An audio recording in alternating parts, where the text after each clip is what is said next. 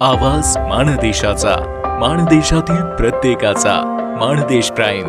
वडूज येथील विवाहित मेघा विनायक पवार या महिलेने राहत्या घरात गळफास घेऊन आत्महत्या केल्याची घटना काही दिवसांपूर्वीच घडली होती. दरम्यान या विवाहितेला आत्महत्या करण्यास प्रवृत्त केल्याप्रकरणी पती विनायक नंदकुमार पवार, दीर विजय उर्फ बंडा नंदकुमार पवार आणि सासरे नंदकुमार महादेव पवार, सर्व राहणार वडूज, सातारा खटाव, जिल्हा सातारा, यांच्या विरुद्ध ऋषिकेश मोहन कांबळे यांनी पोलीस ठाण्यात फिर्याद दाखल केली होती.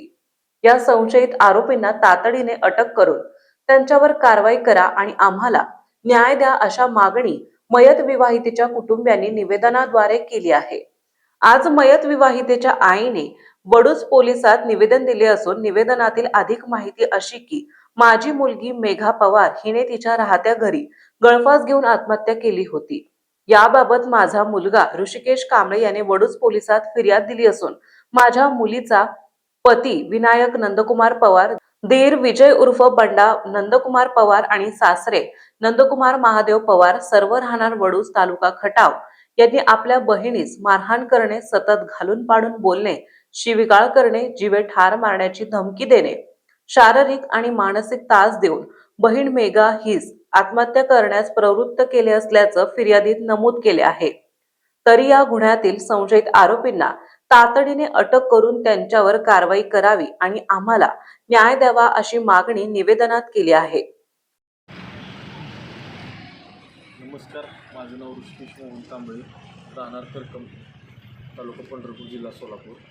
माझी बहीण मेघा विनायक पवार, हिला इथं आम्ही वडूजमध्ये दिलं होतं, विनायक नंदकुमार पवार यांच्या घरी. तर तिला लग्नाला आत्तापर्यंत 12-13 वर्ष झालेली आहेत. तिला वारंवार त्रास होत होता, मारहाण, छळ, जाच, पैशाची मागणी वगैरे. आणि सासरा, दीर तिच्यावर संशय घेत होते, तिला अश्लील भाषेत बोलत होते, धंदेवाली आहे असे वगैरे तिला बोलत होते, मानसिक छळ करत होते, जीवे मारण्याची धमकी देत होते तिला. आणि ते पेशावर गुन्हेगार आहेत त्यांनी त्यांच्यावर आत्तापर्यंत आधी पण गुन्हे दाखल आहे. 2021 साली पण त्यांच्यावर एक गुन्हा दाखल आहे की आत्महत्येस प्रवृत्त केलेला आहे. त्याच्यातून ते निर्दोष सुटलेले आहेत आणि त्याच्यामुळे हे आता वारंवार असे गुन्हे करत आहेत. माझी नम्र विनंती आहे की त्यांना कठोर शिक्षा व्हावी. आणि अद्याप गुन्हा दाखल होऊन कमीत कमी 3-4 दिवस झालेले आहेत. अद्याप हे आरोपी अटक नाही.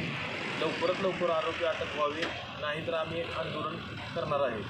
आणि माझी ह्या विषयाला माननीय मुख्यमंत्र्यांना एक नम्र विनंती आहे माझी की लाडक्या बहिणीला जी तुम्ही महिन्याला 1,500 रुपये देत आहे, त्याच्यापेक्षा लाडक्या बहिणीचा तुम्ही कायदा कडक करा, जेणेकरून ह्या असे नराधम सुटणार नाहीत. आणि आज माझ्या बहिणीवर वेळ आलेली आहे की कोणाच्याही बहिणीवर वेळ येणार नाही.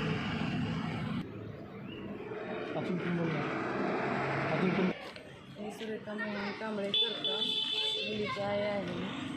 मुलीला सारखं सतत त्रास होत होता, मानसिक त्रास देत होती, पैसे मागणी करत होती. मुलगी मला नेहमी सांगायची, पण आम्ही म्हणायचो कशाला लेकरा संसार मोडायचा, आज ना उद्या रंकेला लागेल, आज ना उद्या रंकेला लागेल म्हणून आम्ही पानाआड टाकत गेलो. मुलीनं स्वतः सांगितलं होतं, तिचा दीर म्हणला की माझ्या बायकोला मी स्वतः फास घेऊन मारले, तुला पण मीच फास देणार आहे, मारणार आहे म्हणला.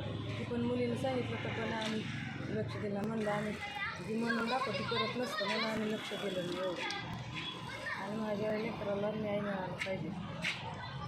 हे यांना जे वनवास झालेला आहे त्याचं पण कुठेतरी लोकांनी दखल घेतली पाहिजे, शासनाने दखल घेतली पाहिजे आणि न्याय दिला पाहिजे. लेकरांना सांभाळा आम्ही खंबीर आहे, पण तिला न्याय मिळाला पाहिजे का नाही अशी नम्र विनंती नाही.